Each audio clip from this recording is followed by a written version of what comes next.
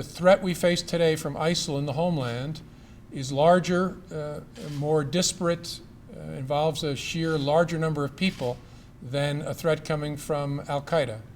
Because of the investment that ISIL has made trying to reach troubled souls, we have these investigations in every single state trying to evaluate where people are on the spectrum from consumers of their poison to someone who is about to act. Al-Qaida has not gone away, but think of Al-Qaida as the complex, national landmark-focused, airplane-focused, kind of sophisticated operation. This is very different than that. It's larger in number, it has a larger reach in the United States, and is our number one focus right now.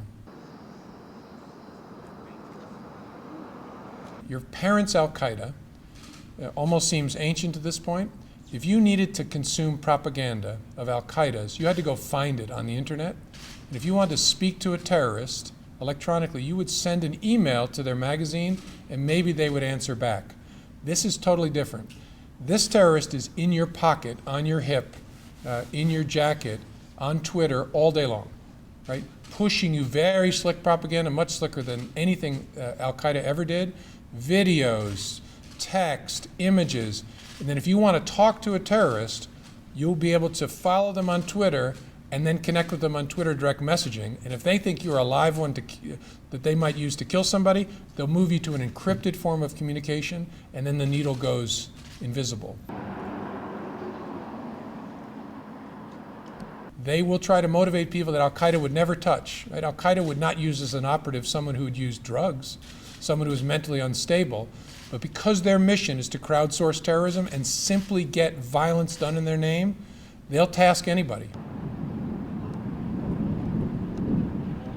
We have a very extensive source network, online and in person, trying to understand who's up to what in that world, and what acts of violence might be contemplated so we can disrupt it.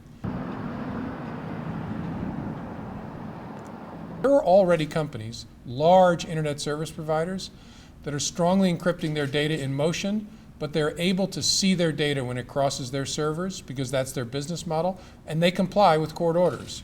Somehow we got to get to a place where everybody who's providing communication services is able to comply with court orders, maybe in a way they figure out is best. And so I don't know, it may be necessary at some point to have legislation. I just don't know what it would mandate at this point.